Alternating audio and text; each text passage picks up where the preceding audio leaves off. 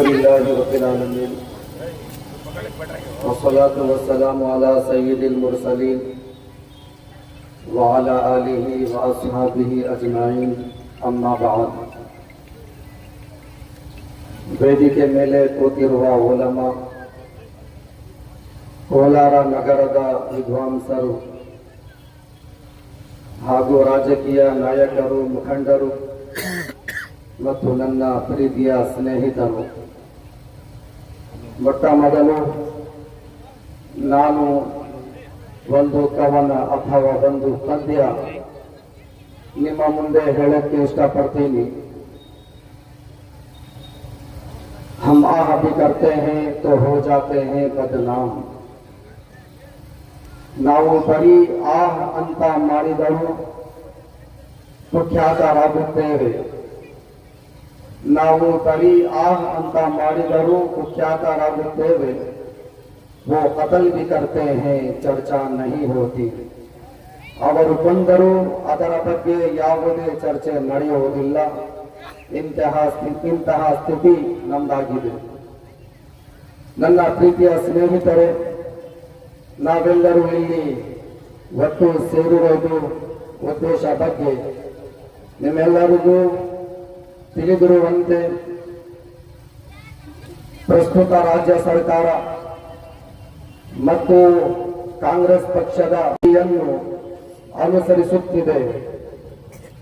ಮುಸ್ಲಿಮರು ಮತ್ತು ಉಲಮಗಳು ಆರಂಭದಿಂದಲೇ ಈ ಪಕ್ಷವನ್ನು ಬಲಪಡಿಸಿದ್ದಾರೆ. ಅವರು ಪ್ರತಿಯೊಂದು ರೀತಿಯಲ್ಲಿ ಈ ಪಕ್ಷಕ್ಕೆ ಬೆಂಬಲ ನೀಡಿದ್ದಾರೆ. ಮುಸ್ಲಿಮರು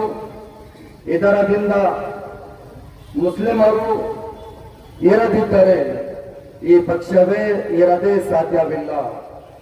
ಮುಸ್ಲಿಮರು ಬೆಂಬಲ ನೀಡಿ ಮತ ಹಾಕಿದೆ ಇದ್ದರೆ ಈ ಪಕ್ಷ ಇಷ್ಟು ಬಲವಾಗುತ್ತಿರಲಿಲ್ಲ. ಇಂದು ಈ ಪಕ್ಷ ಸರ್ಕಾರದಲ್ಲಿದೆ. ಅದರದಲ್ಲಿ ಮುಸ್ಲಿಮರ ಸಹಕಾರವು ಒಂದು ಪ್ರಮುಖ ಕಾರಣವಾಗಿದೆ.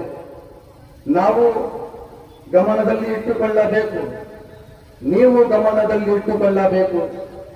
2023 ಚುನಾವಣೆಯಲ್ಲಿ ಮುಸ್ಲಿಮರು, ಉಲಮಗಳು, ಯುವಕರು ಮತ್ತು ಹಲವಾರು ಜವಾಬ್ದಾರ ವ್ಯಕ್ತಿಗಳು ಸರ್ಕಾರದಿಂದಲೋ, ಹುದ್ದೆಯಿಂದಲೋ, ಹಣದಿಂದಲೋ ಏನು ಪಡೆಯುವ ಆಸೆ ಇಲ್ಲದವರು ಈ ಕಾಂಗ್ರೆಸ್ ಪಕ್ಷಕ್ಕಾಗಿ ಕೆಲಸ ಮಾಡಿದರು.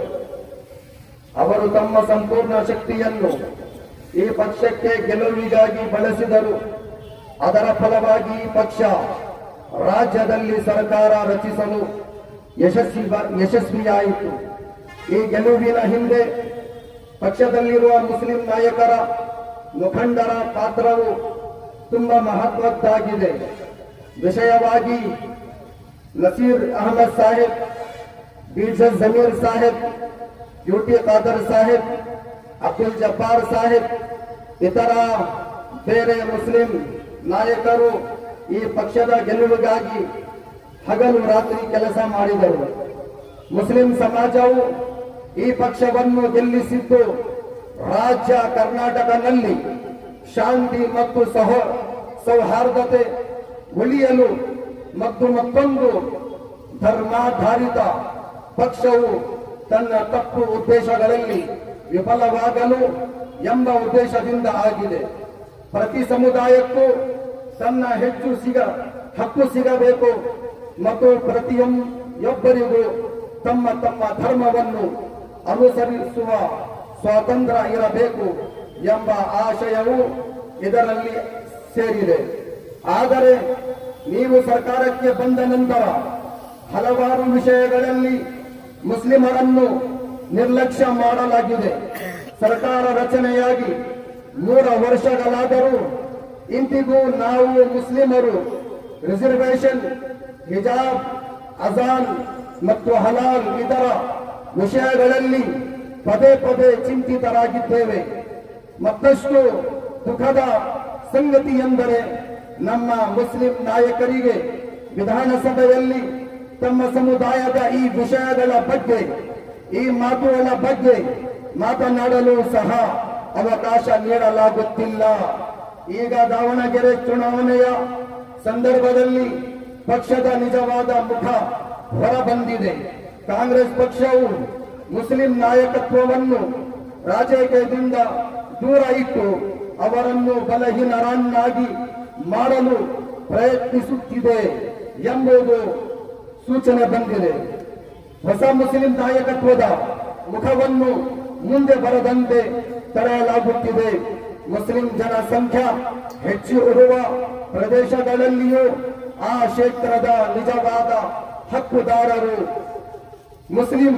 ಮುಸ್ಲಿಮರಾಗಿದ್ದರೂ ಕೂಡ ಅವರಿಗೆ ಉದ್ದೇಶ ಪೂರ್ವಕವಾಗಿ ಟಿಕೆಟ್ ನೀಡಲಾಗುತ್ತಿಲ್ಲ. ಇದರ ಜೊತೆಗೆ ಇನ್ನು ದೊಡ್ಡ ಅನ್ಯಾಯವೆಂದರೆ ಕಾಂಗ್ರೆಸ್ ಪಕ್ಷಕ್ಕಾಗಿ ಹಲವು ತ್ಯಾಗಗಳನ್ನು ಮಾಡಿದ ಪ್ರಮುಖ ಮುಸ್ಲಿಂ ನಾಯಕರನ್ನೇ ಈ ಪಕ್ಷದಿಂದ ಹೊರಹಾಕಲಾಗುತ್ತಿದೆ. ಈಗ ಮುಸ್ಲಿಂ ಸಮಾಜ ಜಾಗೃತವಾಗಿದೆ. ನಿಮ್ಮ ಉದ್ದೇಶಗಳು ಮತ್ತು ನಿಮ್ಮ ದ್ವಂದ್ವ ನೀತಿಗಳನ್ನು ನಾವು ಗಮನಿಸುತ್ತಿದ್ದೇವೆ. ದಾವಣಗೆರೆ ಸೀಟಿನ ಬಗ್ಗೆ ನಮಗೆ ಹೇಳಲಾಗುತ್ತದೆ, ಇದು ಪಕ್ಷದ ಒಂದು ಪದ್ಧತಿ ಮತ್ತು ನಸೀರ್ ಅಹಮದ್ ಸಾಹೇಬ್ ಅವರನ್ನು ಕೇಳಿದಾಗ ಅಬ್ದುಲ್ ಜಬ್ಬಾರ್ ಸಾಹೇಬ್ ಅವರನ್ನು ಪಕ್ಷದಿಂದ ತೆಗೆದುಹಾಕಿದ ಬಗ್ಗೆ ಅವರನ್ನು ಹೇಳುತ್ತಾರೆ. ದಾವಣಗೆರೆ ಚುನಾವಣೆಯಲ್ಲಿ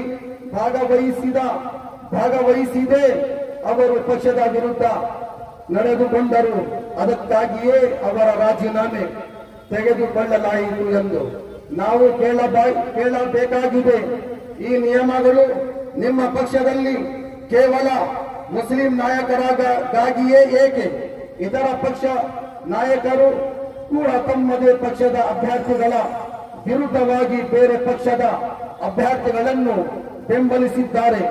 ಆಗ ನೀವು ಯಾರ ಮೇಲೂ ಕ್ರಮ ಕೈಗೊಂಡಿಲ್ಲ. ಹಾಗಾದರೆ ಕೇವಲ ಮುಸ್ಲಿಮರನ್ನು ಗುರಿಸುವ ಈ ಯೋಜನೆ ಯಾಕೆ? ನಿಮಗೆ ನಮ್ಮ ಇತಿಹಾಸ ಗೊತ್ತಿಲ್ಲ. ನಾವು ವಿಶ್ವದ ಅನೇಕ ಭಾಗಗಳಲ್ಲಿ ನೂರಾರು ವರ್ಷಗಳ ಕಾಲ ಆಡಳಿತ ನಡೆಸಿದ್ದೇವೆ. ಈ ಭಾರತದಲ್ಲಿಯೂ ಉಂಗ್ರೂಸ್, ಸ್ಪೇನ್, ಸಮರ್ಕಂದ್, ಬುಖಾರ ಹಾಗೂ ಆಫ್ರಿಕಾದಲ್ಲಿ. ಆದರೆ ನಾವು ಯಾವಾಗಲೂ ನಿಮ್ಮಂತ ದ್ವಂದ್ವ ನೀತಿಯನ್ನು ಅನುಸರಿಸಲಿಲ್ಲ. ನಾವು ಎಲ್ಲ ವರ್ಗದ ಜನರೊಂದಿಗೆ ನ್ಯಾಯ ಮತ್ತು ಸಮಾನತೆ ಕಾಪಾಡಿದ್ದೇವೆ. ಪ್ರತಿಯೊಬ್ಬರಿಗೂ ಸ್ವಾತಂತ್ರ್ಯ ನೀಡಿದ್ದೇವೆ. ಎಲ್ಲರ ಹಕ್ಕುಗಳನ್ನು ಗೌರವಿಸಿದ್ದೇವೆ. ಆ ಕಾಲದಲ್ಲಿ ಶಾಂತಿ, ಪ್ರೀತಿ, ಪ್ರೇಮ ಮತ್ತು ಸಹೋದರತ್ವ ಇತ್ತು. ಎಲ್ಲ ಸಮಾಜದ ಜನರು ಸುಖವಾಗಿ ಬದುಕುತ್ತಿದ್ದರು. ಆದ್ದರಿಂದ ನಾನು ಕಾಂಗ್ರೆಸ್ ಪಕ್ಷದ ಹೈಕಮಾಂಡ್ಗೆ ಹೇಳಲು ಬಯಸುತ್ತೇನೆ, ರಾಜಕೀಯ ನಮ್ಮ ಕೈಯಲ್ಲಿದೆ. ಈ ರಾಜಕೀಯ, ಈ ಸಿಯಾಸತ್, ಈ ಆಡಳಿತ ನಮ್ಮ ಮನೆ ಗುಲಾಮ್, ನಮ್ಮ ಮನೆ ಲೌಂಡಿ ಅಂತೀರಿ ನಾವು ಬಯಸುತ್ತಿದ್ದೀರಿ. ರಾಜಕೀಯ ನಮ್ಮ ಕೈಯಲ್ಲಿದೆ. ನಾವು ಬಯಸಿದರೆ ಎಲ್ಲ ಮುಸ್ಲಿಂ ಸಮಾಜ ಜನರು ಸೇರಿ ಹೊಸ ರಾಜಕೀಯವನ್ನು ನಿರ್ಮಿಸಬಹುದು. ಆದರೆ ನಾವು ನಿಮ್ಮ ಮೇಲೆ ನಂಬಿಕೆ ಇಟ್ಟಿದ್ದೇವೆ.